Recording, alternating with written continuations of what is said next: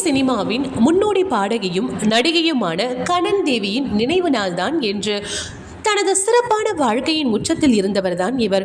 ஒரு பாடலுக்கு ரூபாய் 1,00,000 ஒரு படத்திற்கு 5,00,000 சம்பளம் பெற்றவர். அந்த காலகட்டத்தில் ஒரு படத்தின் பட்ஜெட் 15,000 முதல் 20,000 வரை மட்டுமே இருந்தது குறிப்பிடத்தக்கது. இன்றைய பணத்தின் மதிப்புக்கு ஏற்ப கணக்கிட்டால் கனன் தேவி இந்திய சினிமாவில் முதல் கோடீஸ்வர நடிகையாக கருதப்பட்டவர். ஏப்ரல் 22, 1916 அன்று மேற்கு வங்காளத்தின் ஹவுராவில் பிறந்த கனன் தேவியின் ஆரம்பகால வாழ்க்கை கஷ்டங்களும் நிறைந்ததாக இருந்தது. வாழ்வார தேடி கனன் தேவியும் அவரது தாயாரும் வீட்டு வேலை செய்தனர். ஆனால் உறவினர் வீட்டால் துஷ்பிரயோகம் காரணமாக அங்கிருந்தும் வெளியேறினார்கள். இளம் வயதிலேயே கனன் தனது சுயசார்பை நிரூபித்தார்.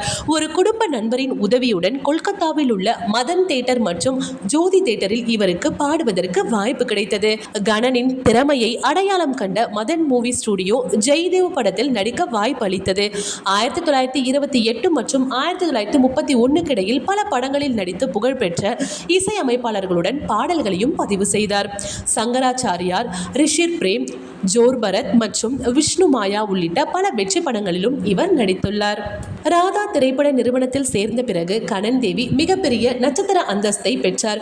அவரது நடிப்பு திறமை மட்டுமல்லாமல் அவரது தைரியமான ஆளுமையும் அவரை தனித்துவமாக்கியது.